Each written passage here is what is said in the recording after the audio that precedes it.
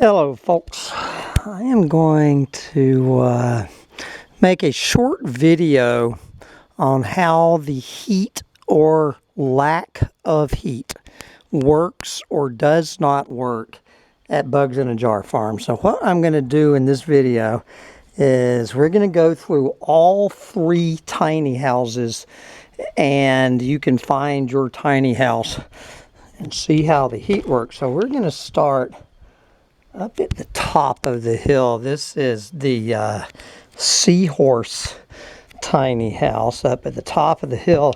So Seahorse is very remote and is not on the grid. So Seahorse works by this generator, this 2,000 watt Bluetti generator. But this generator is not designed to run a heater. So this is the best we can do for the heater. And that is, well, let me get the generator on. There's another video on how to operate this generator. So anyway, the heater in Seahorse, okay, it is running off of a generator which is not rated to run a heater. Okay, so what you have on this heater is off fan low and high up top and the thermostat down at the bottom.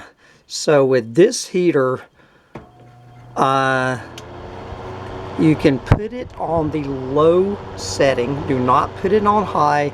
If you put it on the low setting and set the thermostat right in the middle, okay, run it on low and set the thermostat in the middle, what you can do is run this heater for a few minutes to knock the chill off. This heater is not designed to run all evening, certainly not all night.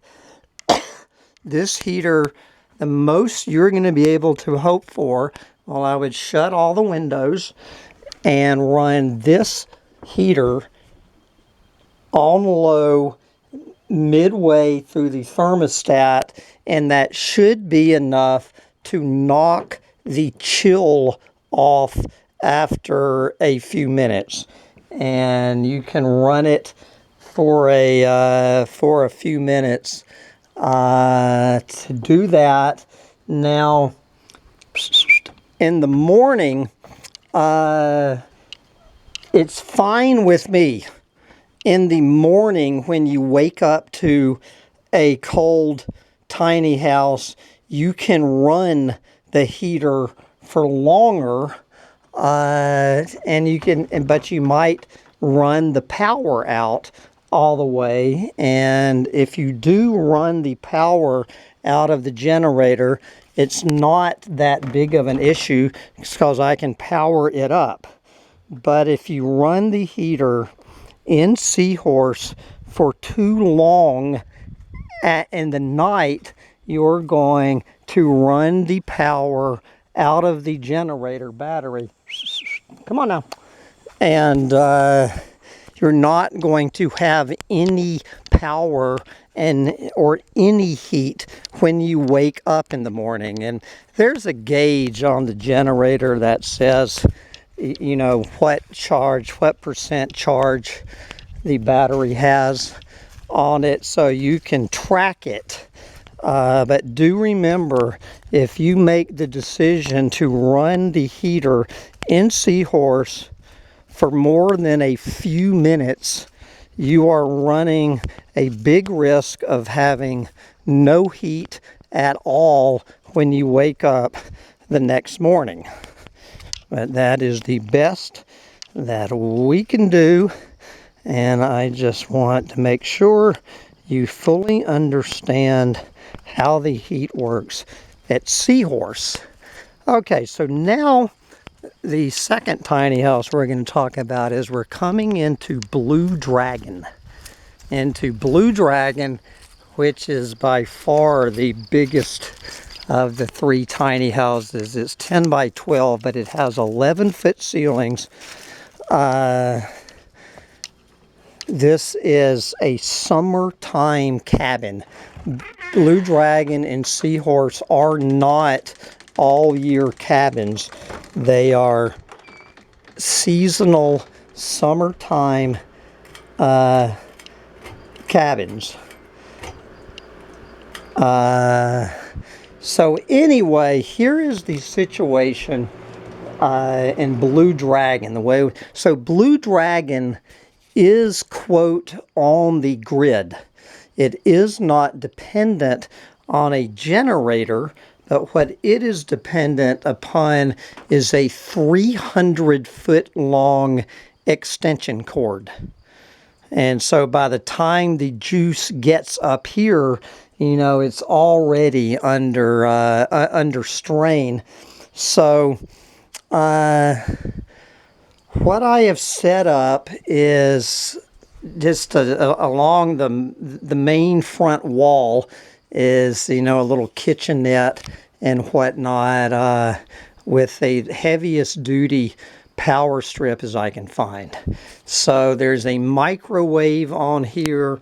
There's an electric hot plate. There is an electric water kettle for your coffee. And there is this little heater. The first absolute number one rule is you have these 4 items that make heat. You absolutely cannot run more than one of these items at a time. If you turn on 2 heat producing items, all hell breaks loose.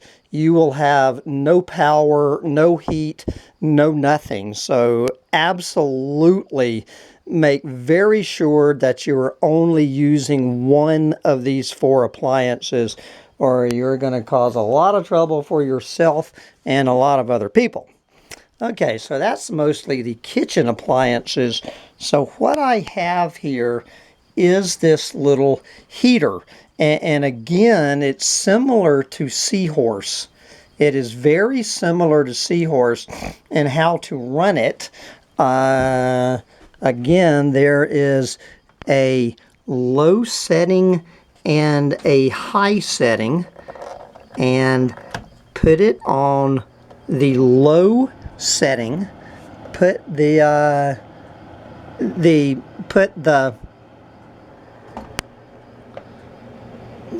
main one on the low setting, and just like the other one, it has a thermostat, and put the heat in the middle. Okay, what you're going to accomplish with this is you see this chair kind of in front. Basically what you're going to be able to do with this heater in Blue Dragon is to blow warm air on you. Okay, that is the extent of it. You will, as you're sitting in the chair, you will have some warm air blowing on you. I am not promising on any level that this little heater running on low and mid-range temperature is going to make this a warm, toasty cabin in the fall. It's not going to be able to make this a warm, toasty cabin. You're going to be able to enjoy some warm air blowing on you on a cold evening or cold morning. And again, that is the best that I can offer you. Now, as far as sleeping, we have all sorts of blankets. And we do have an electric blanket that has never been put to the test. And there is a power strip right by the bed. It is not a heavy-duty power strip, but again, if you keep it on a fairly low setting, I'm hoping you will be able to run the electric blanket. I forgot to mention there's also an electric blanket in Seahorse. Again, with the generator in Seahorse, you can warm the bed up with the electric blanket before you go to sleep. So you'll be climbing into a warm bed, but you have got to remember to turn off the electric blanket in Seahorse before you go to sleep. Now I'm assuming you can run that electric blanket here all night. Just remember, if you turn on the electric blanket in Blue Dragon, turn off every other heat making device. Do not run the electric blanket with the heater, with the microwave, with the hot plate, or with the coffee kettle. If you do, you will blow out the power in your house. Sancho, come on now. So that is Seahorse and Blue Dragon, and we're going to end up at the little Hummingbird tiny house. Now, Hummingbird is a whole different level than Seahorse and Blue Dragon. It is much, much smaller. It is a fraction of the size, especially when you add in the ceiling height, and it is insulated, and it is on the full grid. So, in the Hummingbird tiny house, if you're renting Hummingbird, you're in pretty good shape on the heating. And believe it or not, it is simply this tiny little heater that will heat up Hummingbird just fine. You can put it on low or high, anywhere you want it. There is only one rule about this heater. Well, there's two rules. Is when you are ready to go to sleep, you need to turn this thing off. Absolutely do not run this little heater all night long. I do not want any fires, anything. There is also an electric blanket under this bed, and I don't see any reason why you would not be able to use the electric blanket all night. But do not run the electric blanket and the heater. So before you go to bed, turn off the heater, and then you can run the electric blanket. And the other rule, very important rule about this heater, is that Blue Dragon is run off of the same fuse as the community kitchen. And so again, if you have that heater running and you turn on any of these appliances, most likely would be the coffee maker in the morning. If you have that heater or that blanket on and you come out here and you turn on the coffee kettle, you will blow out everything. Same with the toaster oven, same with the air fryer, and the microwave. You can only use one heat making appliance at once. If you try to use two of these, you will blow out the power.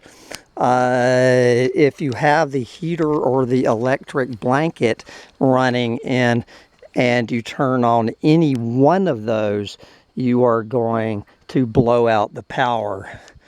Now, we do have an issue of other people coming down here to the community kitchen, not realizing that you are in there with the heater on. So in the morning, just make sure there's nobody in here using the community kitchen to the best of your ability, because if someone's down here making coffee and you turn on the heater, everybody loses. But anyway, I hope that answers all of your questions about the heating situation at Bugs in a Jar Farm. Thank you.